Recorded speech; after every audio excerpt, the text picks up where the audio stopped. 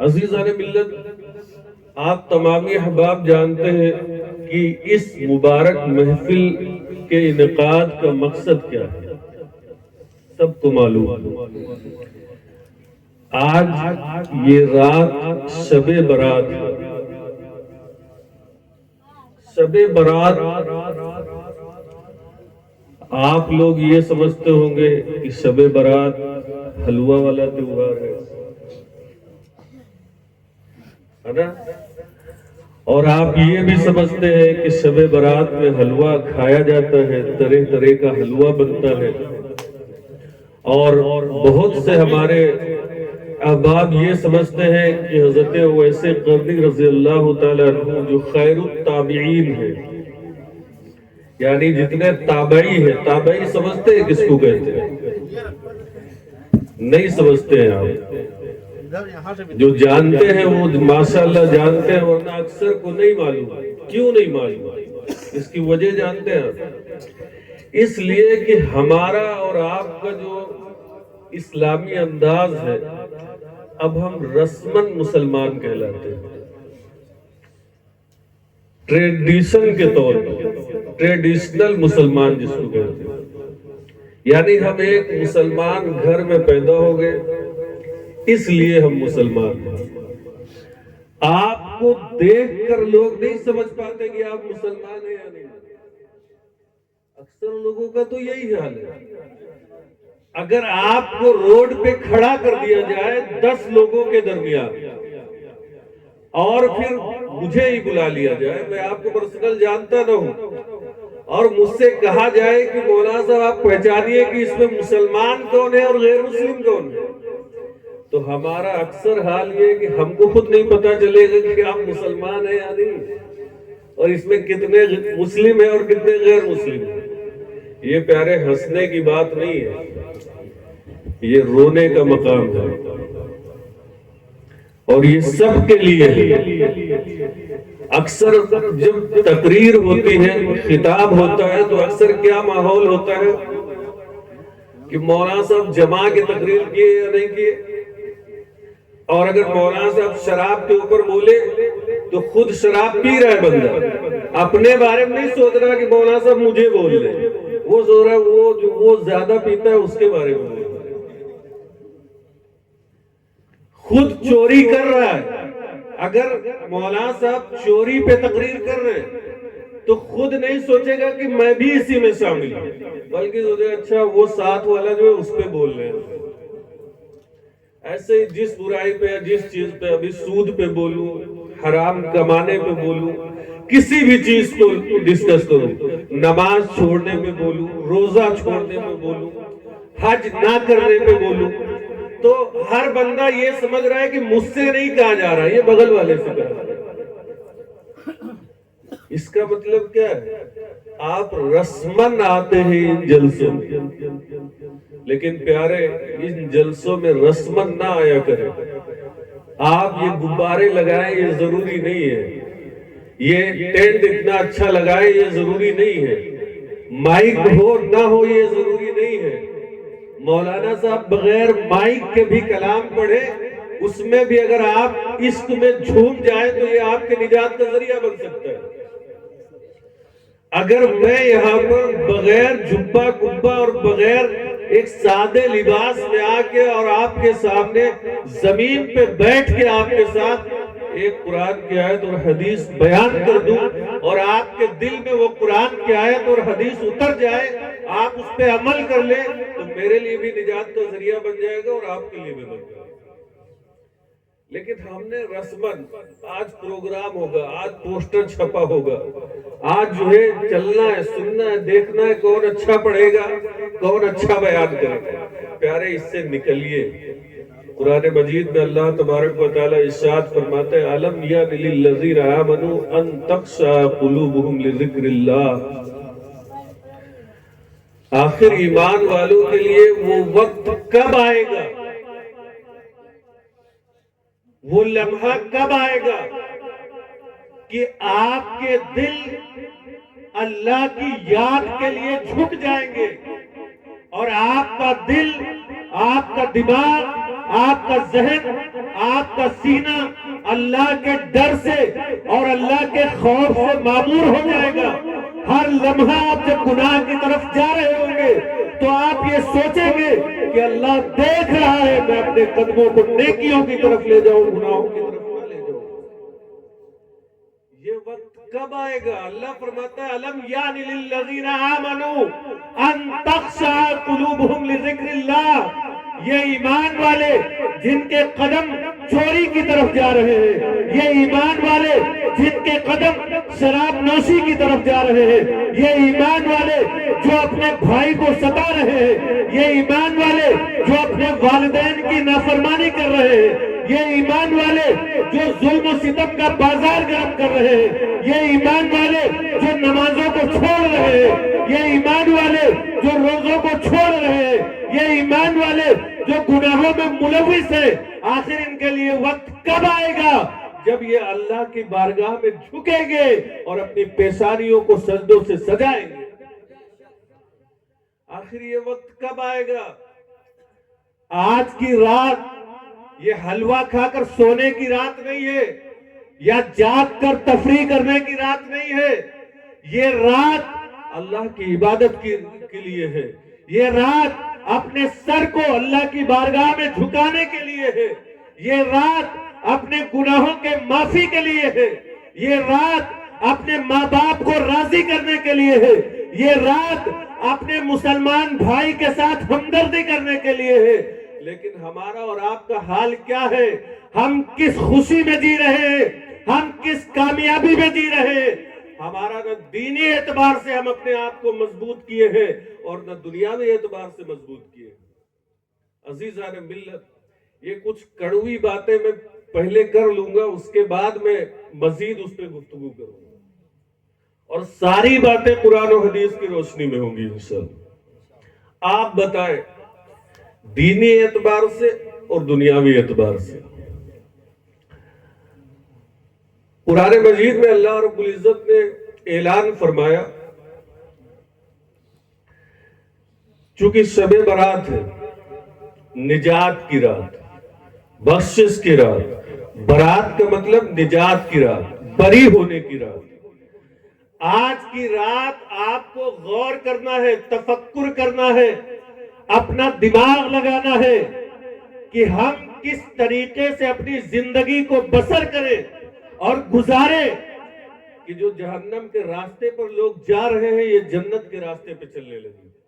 آپ کی زندگی جو گناہوں کی طرف جا رہی ہے اور جو آپ اپنی زندگی کو گناہوں میں بسر کر رہے ہیں، آج کی رات آپ سوچیں کہ آپ اب اپنی زندگی کیسے گزارے کہ گناہوں کو چھوڑ کے نیکیوں کی طرف آ جائے۔ اگر آپ کی قوم ناکام ہے، آپ کا معاشرہ تباہی کے دہانے پہ ہے، تو آج کی رات آپ سوچیں کہ ہمیں پوری کمیونٹی کے اعتبار سے، پوری قوم کے اعتبار سے کیا کرنا چاہیے کہ ہماری قوم کامیابی کی طرف چلنے لگے۔ آج کی رات آپ کیسے سوچیں گے؟ اگر ہم آئے یہاں پہ آپ کو قصہ کہانیاں سنا کے چلے جائے تو آپ بالکل جو ہے خوش ہوں گے ہم سے، اور جانے کے بعد صبح صبح ایک دوسرے سے کہیں کہ مولانا صاحب بڑا زبردست واقعہ سنائے تھے، بڑی زبردست کہانیاں سنائے تھے۔ لیکن پیارے، اگر ہم آپ کو کہانیاں سنائیں گے تو قیامت کے دن ہم سے پوچھا جائے گا کہ قوم جب تباہی کی طرف جا رہی تھی، اللہ فرمائے گا تمہیں ہم نے علم عطا کیا تھا، تم نے اپنے علم کے ذریعے سے لوگوں کو تباہی کے بارے میں کیوں نہیں بتایا؟ لوگوں کو یہ کیوں نہیں بتایا کہ تم جس طرف جا رہے ہو یہ تباہی کا راستہ ہے، تمہیں یہ راستہ چھوڑنا ہوگا اور کامیابی کی طرف آنا ہوگا۔ اس لیے میں آپ کے سامنے اپنا رسمی خطاب نہیں پیش کر سکتا، میں وہ باتیں آپ کو بتانا چاہتا ہوں جو آپ کی زندگی بھی بدلے اور آپ کی سوسائٹی کو بھی بدل دے۔ آپ دیکھیں قرآن مجید میں اللہ تبارک و تعالی فرماتا ہے وَإِذْ قَالَ رَبُّكَ لِلْمَلَائِكَةِ إِنِّي جَاعِلٌ فِي الْأَرْضِ خَلِيفَةً، یعنی اللہ تبارک و تعالی قرآن میں فرماتا ہے اور یاد کرو اے محبوب جب تیرے رب نے فرشتوں سے کہا، اللہ نے فرشتوں کو بلایا اس کائنات کو پیدا کرنے کے بعد، فرشتوں کو بلانے کے بعد یہ فرمایا کہ اے میرے فرشتوں، میں زمین پہ اپنا نائب بنانا چاہتا ہوں، اپنا وزیر بنانا چاہتا ہوں، انی جاعل فی الارض خلیفہ، میں اپنا زمین پہ اپنا ایک نائب اور وزیر اور خلیفہ مقرر کرنا چاہتا ہوں۔ تو فرشتوں نے کہا تھا کہ اے میرے مولا تو زمین پہ، کیونکہ آدم کو بنایا تھا اللہ نے، آدم کی تخلیق کی جا رہی تھی، اور آدم کو بنا کے اللہ اس آدم کو زمین پہ نبی بنا کر بھیجنا چاہتا تھا، اور یہ فرشتوں سے کہہ رہا تھا کہ اے فرشتوں، میں آدم کو زمین پہ بھیج کے اپنا نائب اور خلیفہ بنانا چاہتا ہوں۔ تو فرشتوں نے کہا، کیونکہ آدم انسان تھے، فرشتوں نے کہا اے میرے مولا تو انسان کو زمین پہ خلیفہ کیوں بنائے گا؟ یہ تو زمین پہ جائے گا تو فساد کرے گا، یہ زمین پہ جائے گا تو خوریزی کرے گا، یہ زمین پہ جائے گا تو قتل و غارت گری کرے گا، ظلم کا بازار گرم کرے گا۔ اور فرشتے کہتے ہیں اللہ کی بارگاہ، اے میرے مولا ہم فرشتے تو تیری حمد بھی کرتے ہیں، تیری تسبیح بھی کرتے ہیں، تیری پاکی بھی بیان کرتے ہیں، تو انسان کو زمین پہ خلیفہ بنانے کی کیا ضرورت ہے؟ اللہ نے فرمایا کہ انی عالم ما لا تعلمون، کہ بے شک جو میں جانتا ہوں اے فرشتوں تم نہیں جانتے ہو۔ پھر اللہ فرماتا ہے وَعَلَّمَ آدَمَ الْأَسْمَاءَ كُلَّهَا، اللہ فرماتا ہے آدم کو ہم نے تمام ناموں کا علم سکھایا، تمام چیزوں کا علم سکھایا۔ اس کے بعد اللہ فرماتا ہے ثُمَّ عَرَضَهُمْ عَلَى الْمَلَائِكَةِ، پھر آدم علیہ السلام کو ملائکہ کے سامنے پیش کیا، اور پیش کرنے کے بعد آدم علیہ السلام کو پیش کرنے کے بعد اللہ نے فرشتوں سے فرمایا کہ اے فرشتوں، تم مجھے ان ناموں کا علم، ان ناموں کے بارے میں بتاؤ کہ تمہیں معلوم ہے یا نہیں معلوم۔ کون سے نام؟ جن ناموں کا علم آدم کو اللہ نے دیا تھا۔ فرشتوں سے پوچھا کیا تمہیں ان چیزوں کا علم ہے؟ تو فرشتے کیا کہتے ہیں؟ قالوا سبحانك لا علم لنا الا ما علمتنا انك انت العلیم الحکیم۔ فرشتے اپنی عاجزی کو پیش کرتے ہیں اور کہتے ہیں اے میرے مولا پاک ہے تیری ذات، مجھے تو اتنا علم نہیں ہے، مجھے جتنا تو نے سکھایا ہے بس تھوڑا سا ہے، اس کے علاوہ تو نے آدم کو مجھ سے زیادہ علم عطا کیا ہے، اس لیے کہ تو علم والا ہے اور تو حکمت والا ہے، جسے چاہے علم عطا کرے اور جسے چاہے حکمت عطا کر دے۔ عزیزان ملت، اس آیت کو اور اس پس منظر کو بتانے کی ضرورت کیا ہے؟ ضرورت یہ ہے کہ میں آپ کو بتانا چاہتا ہوں کہ اللہ تبارک و تعالیٰ نے جب زمین پہ اپنا نائب بنایا، زمین پہ اپنا خلیفہ بنایا اور اسے اس زمین پہ حاکم بنا کر بھیجا، تو اسے اس طرح نہیں بھیجا کہ بغیر علم کے بھیجا، بلکہ تمام چیزوں کا علم عطا کر کے بھیجا، اور اتنا علم دیا کہ اس وقت کے تمام فرشتوں کو بھی اتنا علم نہیں تھا۔ اس سے ہمیں ذہن ملا کہ اگر آج دنیا میں مسلمانوں کو حاکم بننا ہے، خلیفہ بننا ہے، حکمرانی کرنا ہے اور حکومت اپنے ہاتھوں میں لینا ہے، تو آپ کو اپنے زمانے کے لوگوں سے زیادہ علم سیکھنا پڑے گا۔ جب آپ اپنے زمانے میں سب سے زیادہ علم والے ہوں گے تو آپ کے ہاتھ میں حکومت بھی عطا کر دی جائے گی۔ نعرہ تکبیر، نعرہ رسالت، نعرہ رسالت، مسلک اعلی حضرت، علماء اہل سنت، نعرہ رسالت۔ لیکن چونکہ ہم علم سے کورے، نہ تو ہمیں دنیا کا علم نہ ہمیں دین کا علم۔ آپ بتائیں کتنے لوگ اس میں سے ڈاکٹر ہیں، کتنے لوگ اس میں سے وکیل ہیں؟ آپ بتائیں آپ کے علاقے میں کتنے MBBS ماہر ڈاکٹر ہیں جو آپ کی سوسائٹی میں بہترین کام کر رہے ہو اور مسلمانوں کا سر بلند کر رہے ہو؟ آپ کے علاقے میں کتنے وکیل ہیں جو بہترین وکالت کر رہے ہو اور تمام مسلمانوں کا سر فخر سے اونچا کر رہے ہو. آپ کے علاقے میں کتنے پروفیسر ہیں جو کسی یونیورسٹی میں پڑھا رہے ہو اور آپ کی سوسائٹی کو فخر دے رہے ہو؟ نہیں ہے آپ کے پاس. تو آپ تو دنیاوی اعتبار سے بھی نہیں کامیاب ہیں. اور رہی بات چند سکوں کی، تو یہ سکے کیا غیر مسلم نہیں کماتے ہیں؟ یہ سکے کیا اللہ کا انکار کرنے والا نہیں کماتے ہیں؟ سکے کما لینا یہ کمال نہیں ہے، بلکہ آپ سکے کمائے اور سکے کمانے کے بعد اللہ کی معرفت حاصل کریں، اور اللہ کی معرفت جب حاصل ہو جائے تو آپ کو یہ معلوم ہونا چاہیے کہ سکے کمانا کیسے ہے اور انہیں خرچ کیسے کرنا ہے. اگر یہ علم آپ نہیں سیکھیں گے، علماء کے قریب نہیں ہوں گے، آپ وکیل بنائیں، آپ ڈاکٹر بنائیں، آپ انجینئر بنائیں، آپ عالم بنائیں، آپ حافظ بنائیں، اس کے لیے آپ نے کیا کیا؟ آپ اپنے علاقے کا سروے کریں.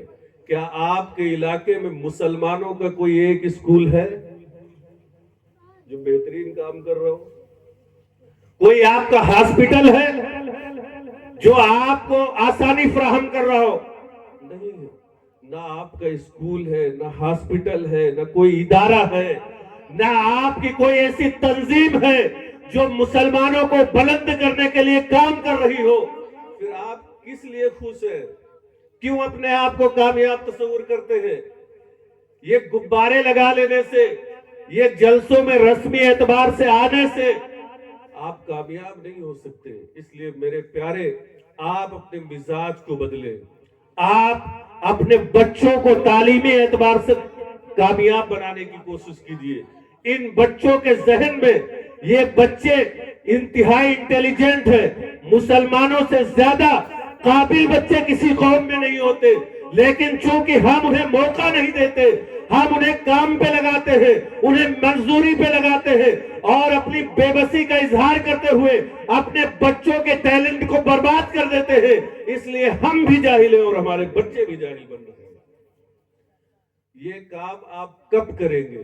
یہ آج کی رات آپ اپنے ذہن کو اس بات کے لیے تیار کیجئے کہ اب ہم اللہ کے دین کے لیے، اس دین کی سربلندی کے لیے اپنے آپ کو دنیاوی اعتبار سے بھی کامیاب کریں گے اور دینی اعتبار سے بھی کامیاب کریں گے. عزیزان ملت، آپ دیکھیں اللہ تبارک و تعالی قرآن مجید میں کتنی رحمتیں آپ پہ نازل فرماتے ہیں.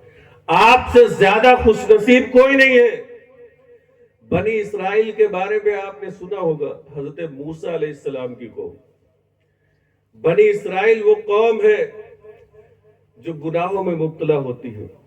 حضرت موسیٰ علیہ السلام کے بارے میں آتا ہے قرآن میں، اللہ تبارک و تعالیٰ فرماتا ہے وَإِذْ قَالَ مُوسَىٰ لِقَوْمِهِ يَا قَوْمِ إِنَّكُمْ ظَلَمْتُمْ أَنفُسَكُمْ بِاتِّخَاذِكُمُ الْعِجْلِ فَتُوبُوا إِلَىٰ بَارِئِكُمْ فَاقْتُلُوا أَنفُسَكُمْ. یعنی موسیٰ علیہ السلام کے بارے میں قرآن میں آیا کہ اللہ فرماتا ہے اور یاد کرو جب موسیٰ نے اپنی قوم سے کہا کہ اے میری قوم، تم نے بچڑا بنا کر، اس قوم نے ایک بچڑا بنایا تھا اور وہ بچڑا بنا کر پوجنے لگے تھے، یعنی اللہ کے ساتھ شرک کرنے لگے تھے. تو اللہ نے فرمایا موسیٰ سے کہ اے موسیٰ، انہوں نے شرک کیا ہے، میرے ساتھ شرک کیا ہے، میری معبودیت میں، میری ربوبیت میں انہوں نے بچڑے کو شریک بنایا ہے. انہوں نے ایسا ظلم کیا ہے کہ اگر یہ ندامت کرتے ہیں، یہ شرمندہ ہوتے ہیں اور یہ چاہتے ہیں کہ ان کو اس جرم کو معاف کر دیا جائے، تو قرآن میں اللہ نے موسیٰ علیہ السلام کو کہا کہ فَتُوبُوا إِلَىٰ بَارِئِكُمْ کہ اے موسیٰ جاؤ ان سے کہو کہ تم سب اللہ کی بارگاہ میں، اپنے رب کی بارگاہ میں توبہ کرو. اور توبہ کا طریقہ کیا ہوگا؟ کہا فَاقْتُلُوا أَنفُسَكُمْ کہ تم میں سے جنہوں نے بچڑے کی پوجا نہیں کی تھی، جنہوں نے بچڑے کو اپنا معبود نہیں بنایا تھا، جنہوں نے شرک نہیں کیا تھا، وہ نیک لوگ شرک کرنے والوں کو قتل کرے، تب جا کے ان کا کفارہ ادا ہوگا. آپ سوچیں، جانتے ہیں حضرت موسیٰ علیہ السلام کی قوم نے، جس نے بچڑا بنایا تھا، انہوں نے رضامندی کا اظہار کیا اور انہوں نے کہا کہ بالکل ہم اللہ کی بارگاہ میں اپنے آپ کو سرنڈر کرتے ہیں، اور اگر اللہ چاہتا ہے کہ ہم قتل کر دیے جائیں تو ہم قتل ہونے کے لیے تیار ہیں، تاکہ اللہ ہمارے اس ظلم کو معاف فرما دے۔ جب یہ بات ہوئی، حضرت موسیٰ علیہ السلام نے نیک لوگوں سے کہا، جو نیک لوگ تھے، کہا ان بچڑا بنانے والوں کو قتل کیا جائے۔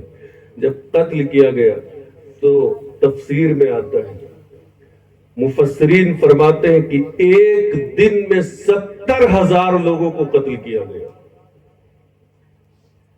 اور جب 70,000 وہ قتل کر دیے گئے تو اللہ نے موسیٰ کو بشارت دی کہ یہ 70,000 بھی شہید کے درجے میں۔ لیکن آپ سوچیں کہ انہوں نے ظلم کیا تو ان کو شہید کیا گیا، اور جب ہم اس امت کی بات آئی تو اللہ تبارک و تعالیٰ نے حضور صلی اللہ تعالیٰ علیہ وسلم سے کیا فرمایا؟ قرآن کہتا ہے قُلْ يَا عِبَادِيَ الَّذِينَ أَسْرَفُوا عَلَىٰ أَنفُسِهِمْ، اللہ فرماتا ہے لا تقنطوا من رحمت اللہ، کہ اے محبوب میرے ان بندوں سے کہہ دیجئے جنہوں نے اپنی جانوں پر ظلم کیا ہے، کوئی گناہ کر بیٹھے ہیں، وہ کوئی گناہ میں مبتلا ہو چکے ہیں، اللہ فرماتا ہے محبوب تو اس امت کا نبی ہے، تو میں چاہتا ہوں یہ امت اگر کوئی گناہ کر بیٹھے تو یہ اللہ کی رحمت سے نا امید نہ ہو۔ کیوں نا امید نہ ہو؟ اس لیے کہ اللہ نے اس زمین پہ حضور تاجدار دو عالم صلی اللہ تعالیٰ علیہ وسلم کو ساری کائنات کے لیے رحمت بنا کر بھیجا ہے، اور حضور کی رحمت للعالمین کی وجہ سے اللہ فرماتا ہے ہم ان بندوں کو یہ بشارت دیتے ہیں کہ اگر کوئی گناہ آپ سے ہو جائے تو حضور کی بارگاہ رسالت مآب میں آئیے اور آپ حضور کا وسیلہ لیجئے، اللہ کی بارگاہ میں توبہ کیجئے، اللہ فرماتا ہے ہم اپنے بندوں کے گناہوں کو معاف کر دیں گے۔ یہ ہے یا نہیں؟ قرآن پاک میں کیا ہے؟ وَلَوْ أَنَّهُمْ إِذْ ظَلَمُوا أَنفُسَهُمْ جَاءُوا، یعنی جب کوئی تم میں سے اپنی جان پر ظلم کر بیٹھے تو اسے چاہیے کہ وہ رسول کائنات صلی اللہ تعالیٰ علیہ وسلم کی بارگاہ میں حاضر ہو جائے۔ بارگاہ میں حاضر ہونے کا مطلب یہ نہیں کہ آپ ایروپلین کا ٹکٹ لیں اس کے بعد حضور کی بارگاہ میں حاضر۔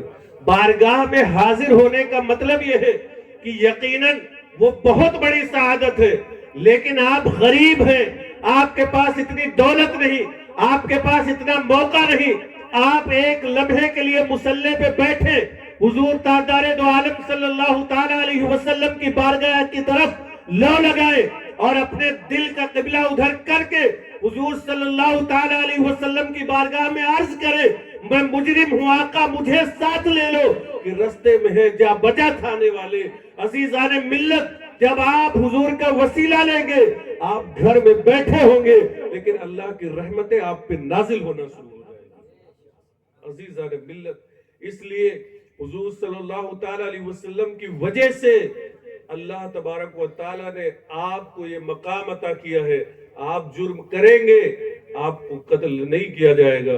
موسیٰ کی قوم کو قتل کیا گیا۔ عزیزان ملت، جب آپ کو حضور صلی اللہ تعالیٰ علیہ وسلم رحمت للعالمین جنہیں بنا کے بھیجا گیا ایسا رسول ملا، تو آپ اس رسول کائنات صلی اللہ تعالیٰ علیہ وسلم کے حکم پر، آپ کے فرمان پر اپنی جبین نیاز کو کیوں خم نہیں کرتے؟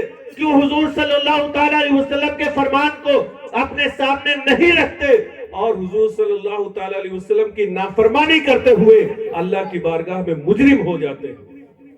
آئے دیکھیں حضور علیہ السلام فرماتے ہیں یہ رات جب آتی ہے شب برات کے تعلق سے حضرت مولا کائنات رضی اللہ تعالیٰ عنہ جنہیں حیدر کرار کہا جاتا ہے، شیر خدا کہا جاتا ہے، حضرت مولا کائنات رضی اللہ تعالیٰ عنہ جو چوتھے خلیفہ ہیں، جو حضور صلی اللہ تعالیٰ علیہ وسلم کے چوتھے خلیفہ ہیں، آج آپ کے ذہن کو منتشر کیا جاتا ہے، آج آپ کو حضرت علی رضی اللہ تعالیٰ عنہ کے نام پہ آپ کو بہکایا جاتا ہے، آپ کے جذبات سے کھیلا جاتا ہے، اور آپ کے عقیدے کو مسموم کرنے کی کوشش کی جاتی ہے۔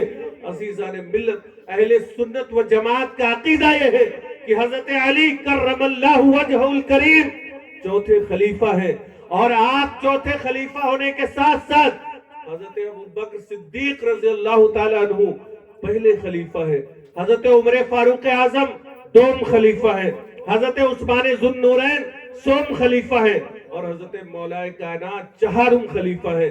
حضرت مولا کائنات رضی اللہ تعالیٰ عنہ فرماتے ہیں کہ جب شب برات آتی ہے، یعنی یہ 14ویں شب، تو حضور علیہ السلام ارشاد فرماتے ہیں کہ اللہ رب العزت آسمان دنیا پر تجلی فرماتا ہے، اور تجلی فرمانے کے بعد وہ اعلان کرتا ہے کہ ہے کوئی مجھ سے گناہوں کی معافی طلب کرنے والا تاکہ میں اسے معاف فرما دوں، ہے کوئی مجھ سے رزق مانگنے والا تاکہ میں اسے رزق کے دروازے اس کے لیے کھول دوں، ہے کوئی مصیبت میں مبتلا شخص جو میری بارگاہ میں آ کے اپنے ہاتھوں کو اٹھا کے مجھ سے دعا کرے، میں اس کی مصیبت کو دور کر دوں۔ حضور فرماتے ہیں اسی طرح اللہ تبارک و تعالیٰ فرماتا ہے رات بھر، اور یہ کب سے ہوتا ہے؟ سورج ڈوبنے سے شروع ہوتا ہے اور فجر طلوع ہونے تک یہ حال رہتا ہے کہ اللہ اپنے بندوں سے بار بار کہتا ہے کہ ہے کوئی مجھ سے گناہوں کی معافی مانگنے والا، ہے کوئی مجھ سے رزق طلب کرنے والا، ہے کوئی مصیبت میں مبتلا شخص جو مجھ سے اپنی پریشانی کا اظہار کرے اور میں اس کی پریشانی کو دور کر دوں۔ عزیزان محتشم، جب یہ رات آتی ہے، آپ سوچے کہ آپ اپنی اس رات کو کہاں گزارتے ہیں، اپنی اس رات کو کس طریقے سے ضائع کرتے ہیں۔ جب اتنی مبارک رات آپ کو ملتی ہے تو آپ اس رات کو اللہ کی بارگاہ میں اپنے سر کو جھکا کر کیوں نہیں گزارتے؟ کیوں اس کی نافرمانی میں گزارتے ہیں؟ کیوں سو کر گزارتے ہیں؟ اگر یہ موقع آپ پاتے ہیں اور اس پہ عمل نہیں کرتے تو آپ بتائیں حضور کی کیسے عاشق ہیں؟ علامہ اقبال کہتے ہیں کہ اللہ فرماتا ہے گویا ہم تو مائل بکرم ہیں، کوئی سائل ہی نہیں، راہ دکھلائے کسے رہ روے منزل ہی نہیں۔ اور عزیزان ملت، بس آخری بات میں پیش کر کے، مجھے لگ رہا ہے کہ وقت زیادہ ہو رہا ہے اور گفتگو مجھے تمام کر دینا چاہیے کیونکہ وقت ہو بھی زیادہ گیا ہے، ہم لوگوں کا مزاج بھی تھوڑا منتشر ہو گیا۔ یہ عبادت کی رات ہے، ہم لوگ بھی چاہتے ہیں تھوڑا عبادت کر لیں، جاگ لیں۔ آخری بات جو پیش کر کے میں اپنی گفتگو ختم کرتا ہوں، آئیے درود شریف پڑھ لیں۔ اللہ رب محمد صلی اللہ علیہ وسلم نحن عباد محمد صلی اللہ علیہ وسلم۔ عزیزان ملت، دو چیزیں ہیں، ایک حقوق اللہ اور ایک حقوق العباد، ٹھیک ہے؟ اب یہ دو چیزیں جو ہے اس رات میں اللہ تبارک و تعالی تمام گناہوں کو معاف کر دیتا ہے۔ آپ جو بھی گناہ کیے اللہ رب العزت اس گناہ کو معاف، آپ سچے دل سے، حدیث پاک میں آیا کہ جو التائب من الذنب کمن لا ذنب لہ، کہ جو سچی توبہ کر لیتا ہے اللہ کی بارگاہ میں، اللہ تبارک و تعالی اس کو ایسے معاف فرما دیتا ہے جیسے کہ اس نے آج تک کوئی گناہ ہی نہ کیا۔ التائب من الذنب کمن لا ذنب لہ۔ اور ایک حدیث پاک ہے مسلم شریف کے، مسلم شریف کا نام سنا ہے آپ لوگوں نے؟ یہ مسلم شریف اللہ کی کتاب قرآن کریم ہے، ٹھیک ہے؟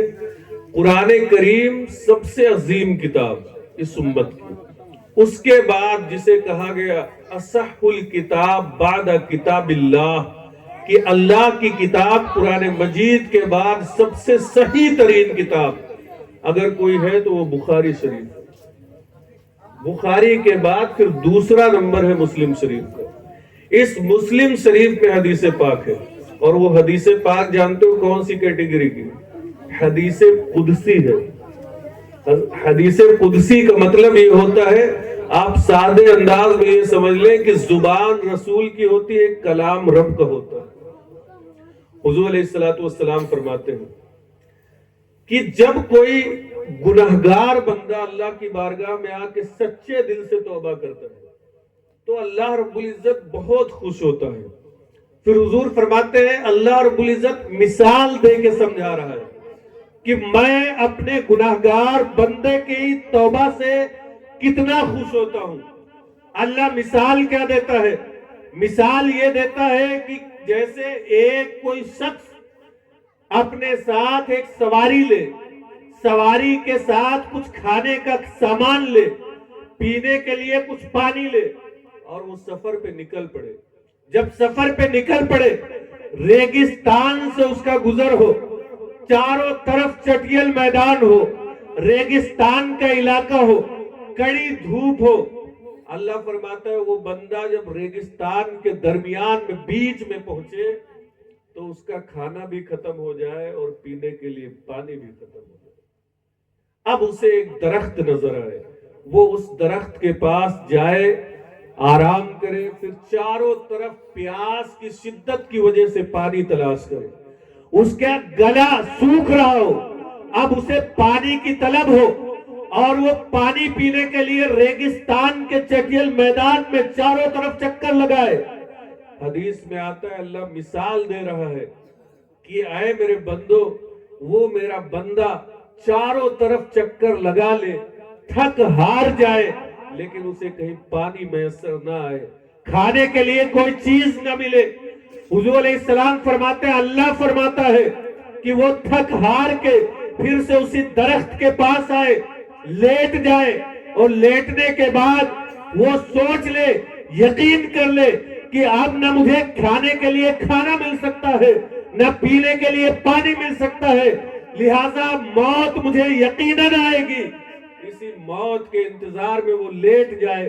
جب لیٹ جائے، حضور فرماتے اللہ فرماتے اچانک اس کی آنکھ لگے، نیند آ جائے، پھر تھوڑی ہی دیر کے بعد اس کی آنکھ کھل جائے۔ جب آنکھ کھلے تو وہ کیا دیکھتا ہے؟ سواری سامنے ہے، اس کی پشت پہ کھانے کا سامان بھی رکھا ہوا ہے، پینے کے لیے مشکیزہ بھی ہے۔ حضور فرماتے ہیں اللہ فرماتا ہے کہ جب وہ پینے کے لیے پانی دیکھے، کھانے کے لیے کھانا دیکھے، آپ غور کریں کہ اگر کوئی یہ سمجھ لے کہ اب موت تو یقینی ہے، اور جس کی وجہ سے موت آ رہی تھی وہ چیز پھر سامنے آ جائے، پینے کے لیے پانی، تو آپ سوچے آپ کی خوشی کا عالم کیا ہوگا، آپ کو کتنی مسرت ہوگی، آپ کے دل کو کتنا قرار اور چین ملے گا۔ اللہ فرماتا ہے وہ بندہ جیسے پانی دیکھے، پانی کو پیے، اور پینے کے بعد میری بارگاہ میں ہاتھ اٹھا دے، اور اٹھانے کے بعد کہے کہ اے میرے مولا میں تیرا شکر ادا کرتا ہوں، اور تو میرا بندہ ہے، میں تیرا پروردگار ہوں۔ آپ نے غور نہیں کیا اس بندے نے کیا کہا؟ اللہ فرماتا ہے کہ وہ خوشی کے عالم میں ہاتھ اٹھائے اور کہے اے میرے مولا تو میرا بندہ اور میں تیرا پروردگار۔ اس کو کہنا کیا تھا؟ اے میرے مولا تو میرا پروردگار اور میں تیرا بندہ، لیکن اس نے الٹا کر دیا۔ آپ غور کریں کہ اس کو کہنا یہ تھا کہ اے میرے مولا تو میرا پروردگار اور میں تیرا بندہ۔ اللہ فرماتا ہے اس کو ہوش نہ رہے، اتنی خوشی ہو، اتنی خوشی ہو، اتنی خوشی ہو کہ اس کی خوشی کے مارے ہوش ٹھکانے نہ رہے، دماغ فیل ہو جائے، اور اس عالم میں وہ کہہ چکے، کیا کہے کہ اے میرے اللہ تو میرا بندہ اور میں تیرا پروردگار۔ اللہ فرماتا ہے جتنی اسے خوشی ہوئی تھی اس سے زیادہ مجھے اس وقت خوشی ہوتی ہے جب کوئی گناہگار بندہ میری بارگاہ میں آ کے چند آنسوؤں کے قطرے گراتا ہے اور اپنے لیے گناہوں کی توبہ کرتا ہے تو میں اس سے زیادہ خوش ہو جاتا ہوں۔ عزیزان ملت، اسی لیے کہا ہم تو مائل بکرم ہے، کوئی سائل ہی نہیں، راہ دکھلائے کسے رہ روے منزل ہی نہیں۔ اللہ تو آپ پہ کرم کرنا چاہ رہا ہے، آپ کو گناہوں سے پاک اور منزہ کرنا چاہ رہا ہے، آپ کے لیے جنت کے دروازے کھولنا چاہ رہا ہے، لیکن آپ ہیں کہ آپ جانا نہیں چاہتے، آپ اللہ کی بارگاہ میں اپنی جبین نیاز کو خم نہیں کرنا چاہتے۔ اگر آپ خم کریں تو دیکھیں گے کہ آپ پر رحمتوں کا نزول ہو رہا ہو۔ عزیزان ملت، یہ حقوق اللہ، یہ اللہ کا حق ہے کہ آپ اس کی بارگاہ میں اپنی پیشانی کو جھکائیں۔ یہ پیشانی کسی امیر کے دروازے پہ نہیں جھکنی چاہیے، یہ پیشانی کسی سیٹھ اور ٹھیکیدار کے دروازے پہ نہیں جھکنی چاہیے. یہ پیشانی کسی مالدار کے دروازے پہ نہیں جھکنی چاہیے. یہ پیشانی کسی پردھان MLA اور MP کے سامنے نہیں جھکنی چاہیے. یہ پیشانی اگر جھکے گی تو رب کے سامنے جھکے گی اور کسی کے سامنے نہیں جھک سکتی. عزیزان ملت، تو یہ اس پیشانی کو جو رب کے سامنے جھکانا ہے، اس کو آپ کہاں جھکاتے ہیں؟ آپ جمعہ آتے ہیں، اور بہت سے ایسے نافرمان ہیں جو جمعہ کو بھی نہیں آتے. عزیزان ملت، آپ رسمی اعتبار سے اگر مسلمان بنیں گے اور آپ یہ سمجھیں کہ جمعرات کو اگر فاتحہ نہ ہو تو آپ سمجھتے ہیں کہ ایک ہفتہ ہمارے گھر میں رحمتوں کا نزول نہیں ہوگا. لیکن آپ کے گھر میں تمام افراد، آپ کے بچے، آپ کی بیوی 5 وقت کی نمازیں ہوتی ہیں اور 5 نمازیں چھوڑ دیتے ہیں. آپ کی صحت میں کوئی فرق نہیں پڑتا. آپ بتائیں آپ کی پرائرٹیز کیا ہے؟ آپ ترجیح کس کو دے رہے ہیں؟ آپ کس بات کو ترجیح دے رہے ہیں؟ آپ کے اوپر فاتحہ کرنا کوئی ضروری نہیں تھا. آپ کرتے تو ٹھیک، نہ کرتے تو کوئی گناہ نہیں تھا. لیکن روزانہ 5 وقت اپنی پیشانی کو رب کی بارگاہ میں جھکانا آپ کے لیے فرض تھا، ضروری تھا، آپ کی ایک ڈیوٹی تھی. لیکن نہ آپ نے سر جھکایا، نہ آپ کے گھر والوں نے سر جھکایا. آپ کی صحت پہ اس کا کوئی فرق نہیں پڑا.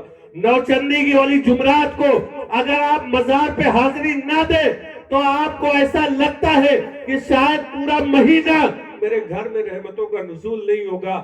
لیکن آپ کے گھر والے پورے مہینے کے نماز چھوڑ دیتے ہیں، ایک ایک رکعت کو ادا نہیں کرتے.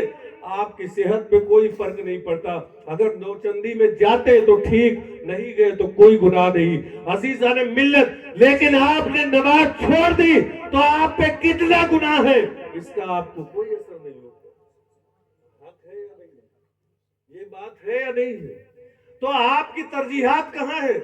آپ کیا سوچ رہے ہیں؟ آپ کس گمان میں ہیں، کس خوشی میں ہیں، کس چکر میں ہیں؟ آپ کیا سمجھتے ہیں جنت ایسے حلوہ کی طرح آپ کو مل جائے گی؟ عزیزان ملت، وہ ہمارے اسلاف تھے جنہوں نے کہا تھا دست تو دست ہے، دریا بھی نہ چھوڑے ہم نے، بحر ظلمات میں دوڑا دیے گھوڑے ہم نے. اور آپ نے تو ایک وقت کی نماز پڑھنے گوارا نہ کی. آپ کو جنت کیسے مل جائے گی؟ عزیزان ملت، یہ اللہ کا حق ہے کہ اپنی پیشانی کو اس کی بارگاہ میں جھکایا جائے. آپ پہ نماز، روزہ، حج، زکوٰۃ، اتنی چیزیں ایک دم لازم ہیں. جب ان کی کنڈیشن آپ پہ طاری ہو جائے، آپ پہ یہ کرنا لازمی ہے. آپ بالغ ہوئے، نماز فرض ہوئی، اب آپ کو نماز پڑھنی ہے. آپ مالدار ہوئے اور آپ مالک نصاب ہو گئے، آپ پہ زکوٰۃ فرض ہے، آپ کو زکوٰۃ ادا کرنی ہے. آپ اتنے مالدار ہو گئے کہ حج کا خرچہ اٹھا سکتے ہیں، اب جتنی تاخیر کریں گے آپ گناہوں میں ملوث رہیں گے. اور حدیث پاک کا خلاصہ ہے کہ حضور فرماتے ہیں جس پہ حج فرض ہو جائے اور اتنا مال آ جائے کہ وہ حج کر سکتا ہو اور حج نہ کرے تو اس کا خاتمہ ایمان پر ہو یا نہ ہو، اس کا خطرہ ہے اس کو. لیکن آپ کیا کرتے ہیں؟ آپ زکوٰۃ نہیں ادا کرنا چاہتے، آپ حج نہیں کرنا چاہتے، آپ یہ جاننا ہی نہیں چاہتے کہ ہم مالک نصاب کب بنتے ہیں اور کب نہیں بنتے. آپ یہ جاننا ہی نہیں چاہتے کہ آپ پہ حج فرض ہوا ہے یا نہیں ہوا ہے. یہ اللہ کا حق ہے. لیکن پیارے، اگر اللہ کا حق آپ نے چھوڑا ہے تو اس کی بارگاہ میں توبہ کریں گے. آپ کو اس رات اس کی معافی مل جائے گی. اور نمازیں چھوڑی ہے تو ان نمازوں کو ادا کرنا ہے. آپ کو وہ قضا نمازیں ادا کریں گے، آپ کو معافی مل سکتی ہے. لیکن آپ نے اپنے ماں باپ کا دل دکھایا ہوگا، اپنی بہنوں کو چھوڑا ہوگا، اپنی بہنوں کو محتاجی کی حالت میں فراموش کیا ہوگا، اور اپنے رشتہ داروں پہ ظلم و ستم کیا ہوگا، اپنے پڑوسی کو ستایا ہوگا، تو یہ گناہ اس وقت تک نہیں معاف ہوگا جب تک آپ ان لوگوں سے جا کے خود معافی نہیں طلب کرتے. یہ کام آپ کرتے ہیں. آپ تو اپنے بھائی کو نیچا دکھانا چاہتے ہیں، آپ تو اپنے بھائیوں پہ ظلم کرنا چاہتے ہیں، آپ تو اپنے بھائیوں کے حق کو غصب کرنا چاہتے ہیں، آپ تو اپنے پڑوسی کی زمین کو ہڑپنا چاہتے ہیں، جو غریب ہے اسے مزید دبانا چاہتے ہیں، جو غریب ہے اس کے سامنے اپنی طاقت کا اظہار کرنا چاہتے ہیں. بتاؤ آپ کس طریقے سے اس رات میں اللہ کی بارگاہ میں معافی مانگیں گے؟ یہ آپ کو سیکھنا ہوگا. اور یہ سیکھنے کا طریقہ کیا ہے؟ یہ ان علماء سے قریب ہونا ہوگا، مدارس سے قریب ہونا ہوگا، اور دینی کتابوں سے اپنے آپ کو قریب کرنا پڑے گا. عزیزان ملت، اسی لیے ہم کہتے ہیں کہ آپ سب کے سینے میں یہ چنگاری ہونا چاہیے کہ میری زندگی کا مقصد تیرے دین کی سرفرازی، میں اسی لیے مسلمان، میں اسی لیے نمازی، وما علینا الا البلاغ.